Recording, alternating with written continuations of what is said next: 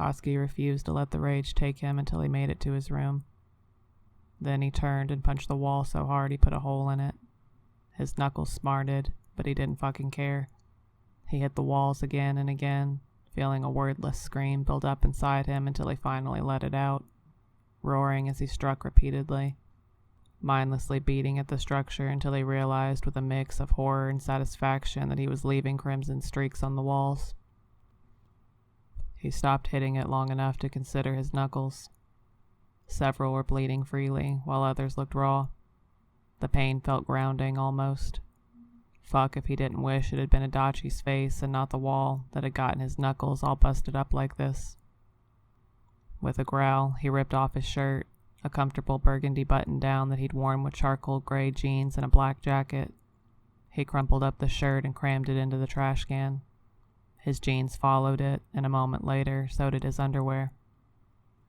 He wanted to throw out the jacket too, but it had been a gift.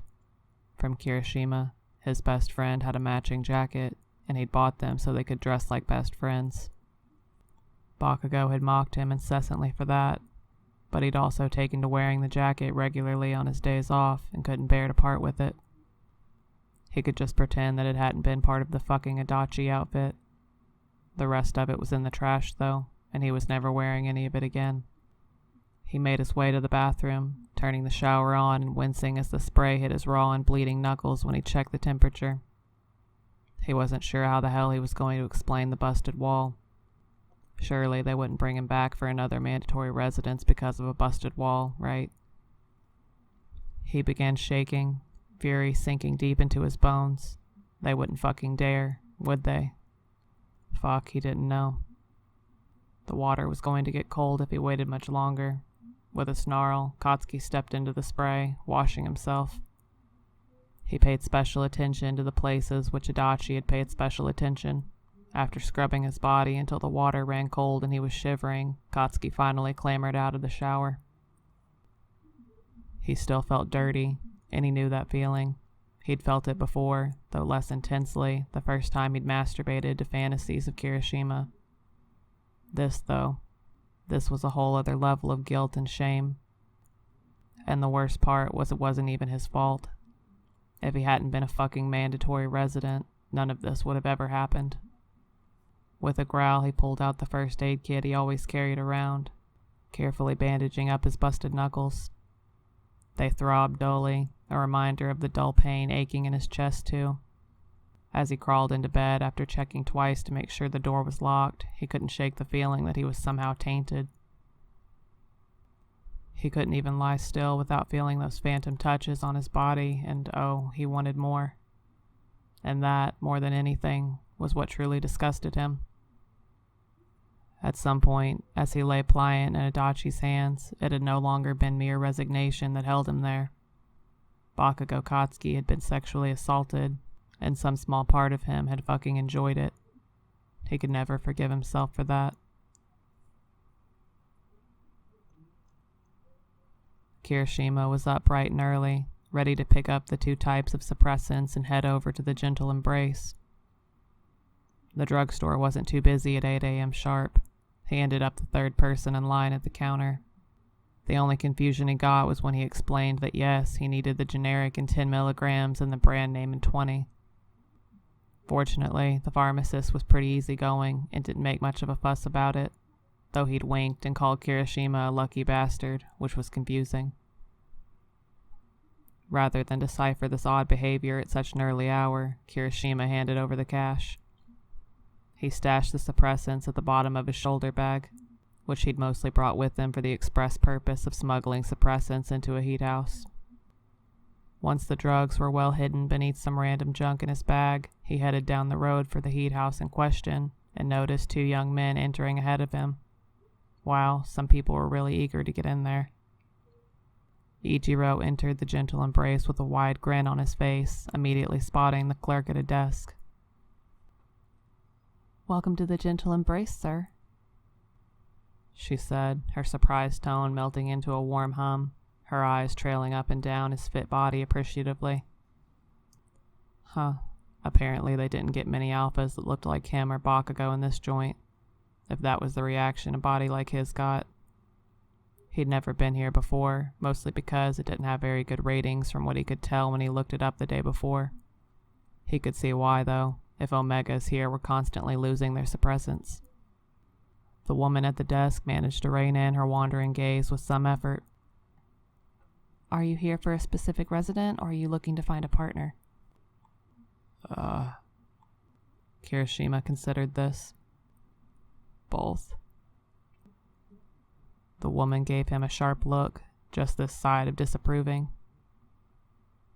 You're looking for a specific Omega and seeking additional partners?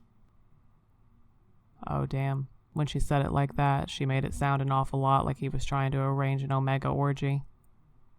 It was the farthest thing from the truth, but his face went bright red at the insinuation anyway. No, I was just looking for someone, but she might be listed by somebody else already, so... The woman was already nodding. Competition, I see. I'll put you down as available then, but I can look up the name of the Omega in question to see if anyone else has requested time with them. She glanced back up at Ichiro. Is this your first time with us? Yeah, he said. Is that a problem? Not at all. Just fill out this membership form, visitation form, and read through our code of conduct policy. Once you've signed an agreement to follow the rules we've established here, you'll be good to go. Thanks. Ichiro accepted the clipboard gratefully. Would you like something to drink? We have coffee, tea, or water. The woman offered. Coffee'd be great, thanks. Kirishima said and took himself and his clipboard over to a chair to fill out the paperwork. His eyes wandered briefly and he spotted a magazine with Ground Zero posing on the cover. He bit his lip to stifle a chuckle of amusement. He wondered how many people would end up discovering that there were actually 2 pro-heroes on the premises. He turned back to his paperwork, reading carefully. He wouldn't sign it if one of the rules said you couldn't bring in suppressants, because he wouldn't lie like that. He'd just tell Bakugou to look out a window and toss them up so he could catch them or something. It wasn't technically breaking the rules that way. He knew Bakugou wouldn't mind bending the agreements either, because he was always saying things like rules were made to be broken, so he would probably feel even less conflicted about violating the spirit of the agreement he signed. Fortunately, it didn't come to that, as the code of conduct did not forbid alphas from bringing in suppressants. With a sigh of relief, he turned in the paperwork to the woman at the desk and glanced at the clock. 8:20. It had taken him longer than he expected. He frowned, hoping the harassed Omega was doing okay. What was the name of the Omega you would like to see? The woman asked him as she processed his paperwork. Arakaki Eri. Kirishima answered quickly, remembering the name Bakugou had told him over text. The woman at the desk made a sympathetic sound, glancing at Kirishima with mournful eyes. She's had several visitation requests from another alpha, but I can ask her to meet you somewhere private if you'd like. That would be great, Kirishima said. Excellent. We'll give you a 10-minute tour of the facility and we can set up that appointment for 8:45 in the parlor. The woman told him. Perfect. Kirishima grinned. Thanks. Eri knocked on Bakugou's door for the 3rd time that morning. You need to eat something before socialization, she snapped, pressing her nose against the wooden door. Come on. I'll get extra fish and proteiny stuff for you, she wheedled. As before, there was no answer. She hadn't expected it, not really. Try as she might, she couldn't wipe the image of yesterday's Bakugou from her mind. His shirt rumbled and pulled open to bare his chest, gentle scratch marks marring his pale skin, his pants unbuttoned and lying open, and he just sat there like a statue, like a mandatory resident who didn't want to come back for another week, not even if this week broke him. Come on, how am I supposed to recognize your friend?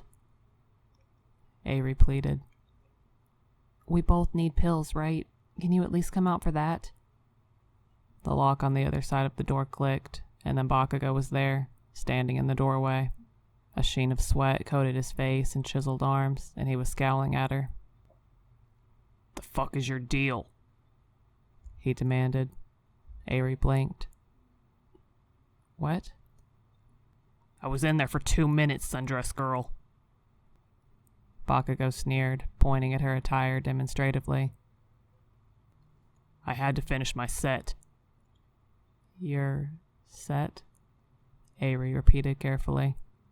Bakugou rolled his eyes. "Of push-ups, workout routine, remember?" Avery considered his statement. Why didn't you let me in?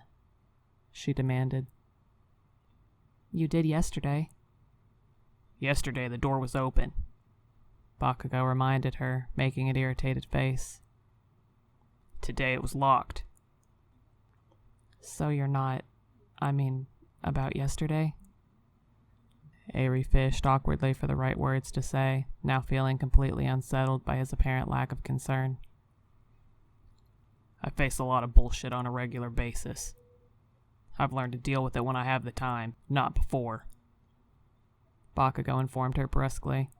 He glanced over her shoulder, raising an eyebrow. "No horror today?" She's sleeping in. Avery explained, feeling like she got an emotional whiplash between the Bakugou of yesterday and Bakugou of today. Bakugou shrugged. "I gotta get dressed, but no way in hell am I using that damn basket of roses shit again." He sniffed his underarm, then glanced at Avery. "How bad do I smell?" Avery sniffed delicately. Not terrible, a little sweaty, she decided. "Good enough," Bakugou declared, shutting the door in her face and locking it again. He reopened the door a minute later, wearing a red V-neck t-shirt and faded black jeans with his usual jacket. "Let's go." Avery followed him down the hall, not sure what to make of this. She'd expected him to be broody or sullen, not normal. He seemed painfully normal after what had happened the day before. How? If it was her, she'd be lying in bed with her blankets over her head, bawling her eyes out. And he was just walking around like it didn't even matter. As Bakugou moved to open the door to the stairs, though, something caught her attention. Bandages all along his knuckles. They were small, and she hadn't even noticed them at first, but they were there. Suddenly, Avery looked at Bakugou with new eyes. Maybe he was acting normal because he wanted things to be normal. If that was the case, then Avery would do her best to not rock the boat. Besides, his friend was coming soon. Surely a pro hero would be able to chase off an awful alpha. Bakugou would be fine until then. Bakugou had barely tucked into his breakfast when a member of the staff wandered over. Bakugou, we've been made aware of a request for a reserve visitation at 8 o'clock. Would you like to meet in your quarters or in the parlor? Arakaaki brightened at the news, grinning at Bakugou. That's gotta be your friend, she told him, then she frowned. Did you tell him about, your mandatory residence? He doesn't know. Bakugou answered her question with a swift, pointed stare. I want to tell him in person, not over a fucking text message. Arakaaki nodded slowly. Then who? Bakugou had a pretty fucking good idea who would be requesting a reserve visitation first thing in the goddamn morning, and he didn't like it. At least Kirishima was going to be here soon, and then Adachi would be out of luck. Unless Kirishima gets upset that you never told him and leaves.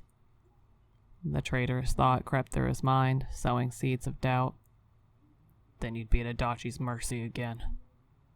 Sundress Girl had quieted as she studied his face, her solemn eyes locked on him. You think it's that alpha again, don't you? Bakugou shrugged. Doesn't matter. I can't do anything about it anyway, he said. Or at least I can't do anything that wouldn't also get me sent back here for another mandatory residence, he thought bitterly. He turned to the staff person, who was still hovering uncomfortably. I'll see him in the parlor. I'll pass the word along, the staff person said, waving a hand vaguely. Enjoy your breakfast. Bakugou looked down at his salmon and sighed. Yeah, that's real fucking likely to happen now, asshole. Arakaki poked at her own breakfast. I'm sorry, she said. Don't be. Bakugou snapped, looking up at her. He didn't need anyone's fucking pity. He could handle this. He'd been kidnapped before and managed just fine. He was a fucking pro hero. He knew how to deal with shitty situations. He didn't want her sympathy. He wanted her to keep being kick-ass and snippy, because then he could just pretend everything was fucking normal and not terrible.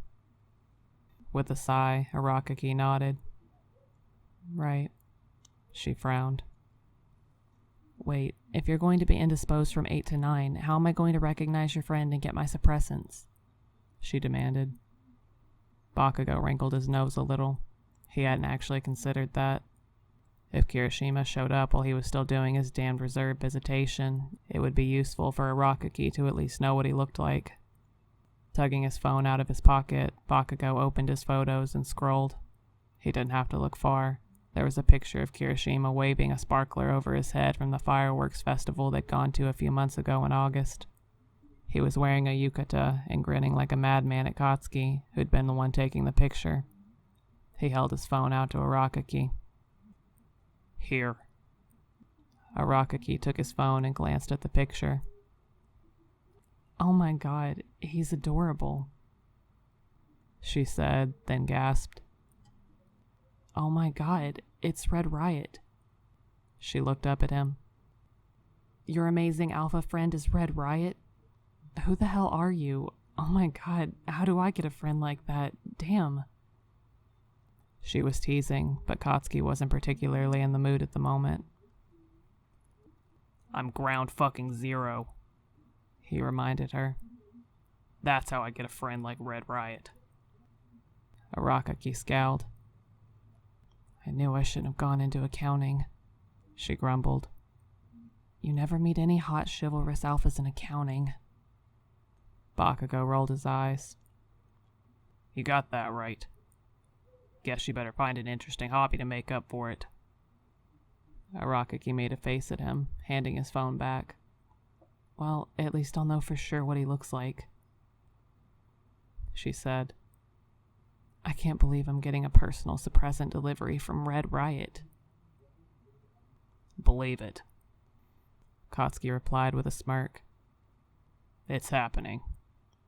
He accepted his phone back, glancing at the time before tucking it back into his pocket. Damn, it's almost 8. I should probably head for the parlor. Sighing heavily, Arakaki eyed her breakfast. I should probably head out to socialization to keep an eye out for a handsome alpha with bright red hair. He's gonna get swamped so damn fast. Katsuki flinched a little. Right, he muttered.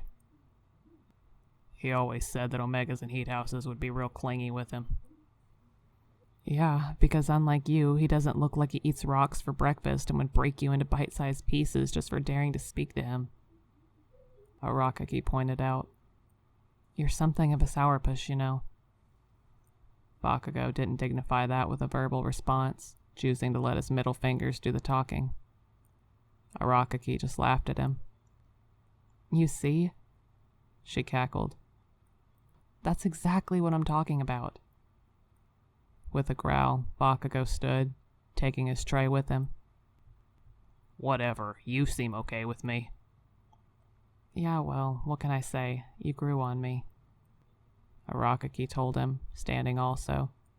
She nudged his arm with her elbow. Like a fungus. Bakugou would have used his middle fingers again, but he couldn't quite get them out past the edge of his tray.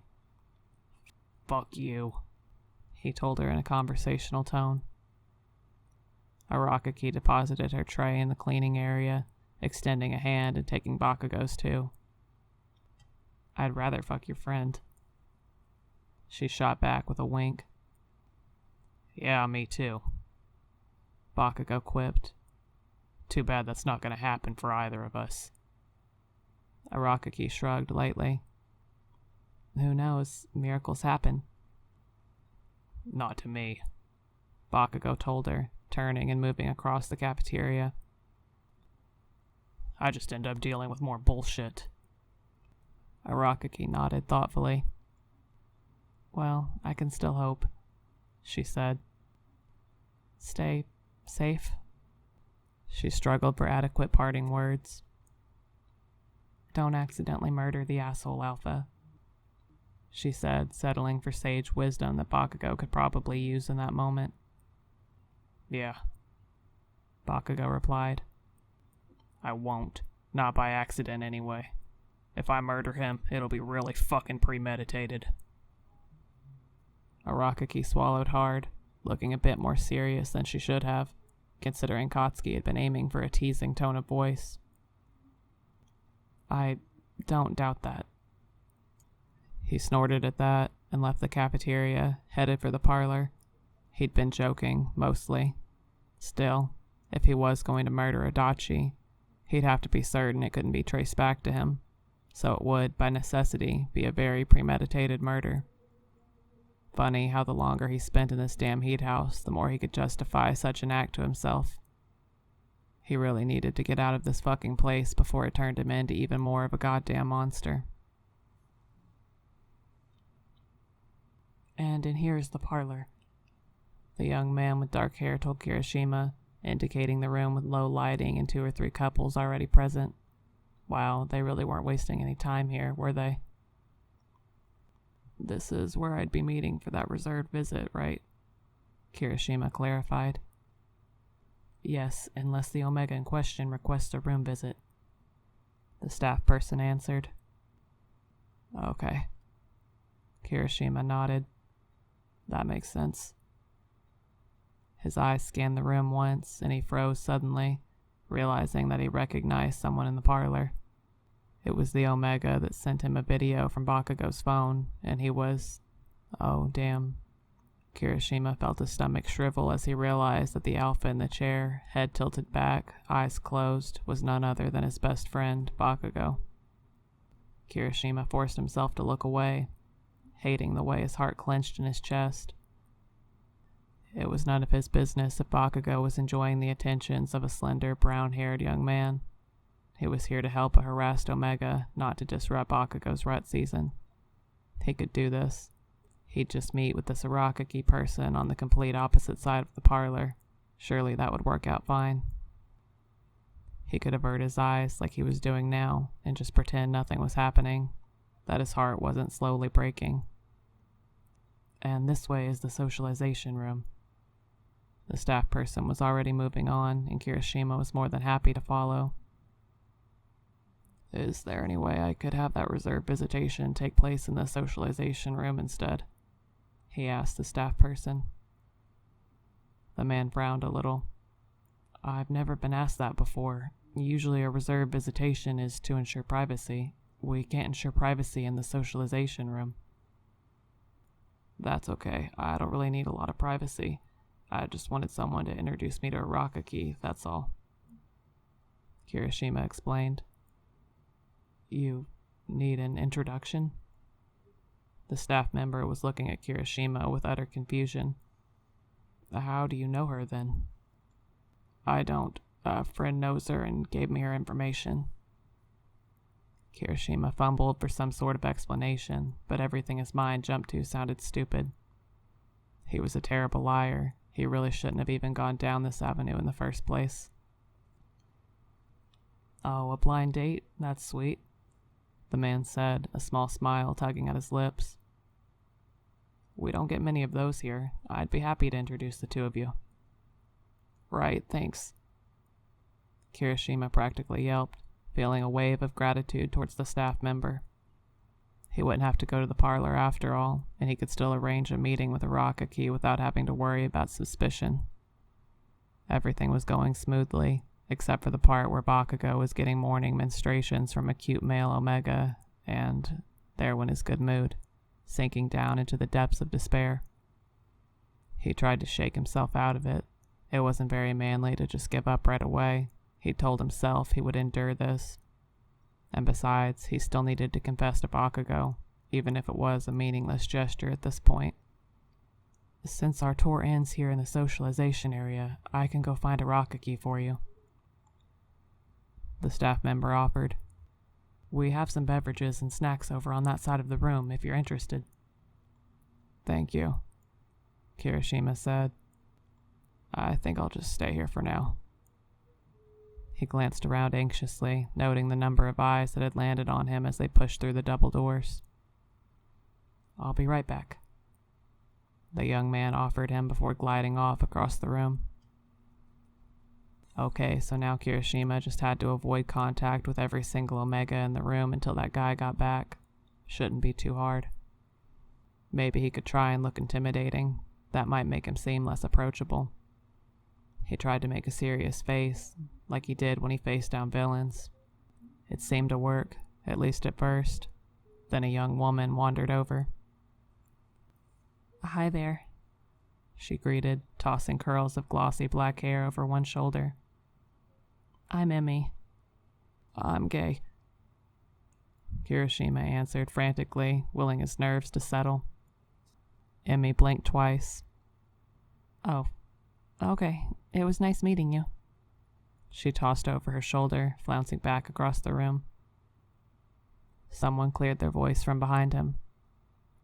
Hey, you read Riot? He froze. No way.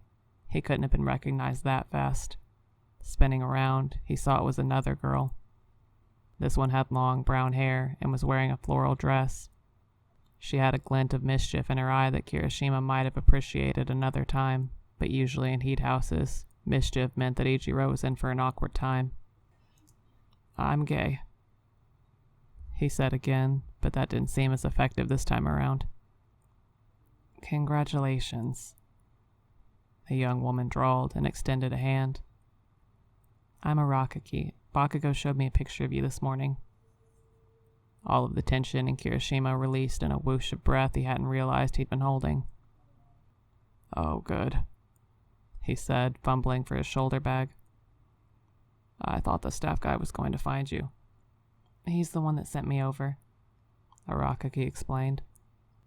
But I was already headed your way, because, Bakugou. She smirked a little. Are you really gay? Well, kind of. Kirishima scrubbed at the back of his neck. I mean, I've never really been into women. Or Omegas. The young woman prodded, a serious look on her face. Kirishima swallowed hard. Arakaki jerked her head in the direction of a small couch. Let's sit. We have a few things to discuss.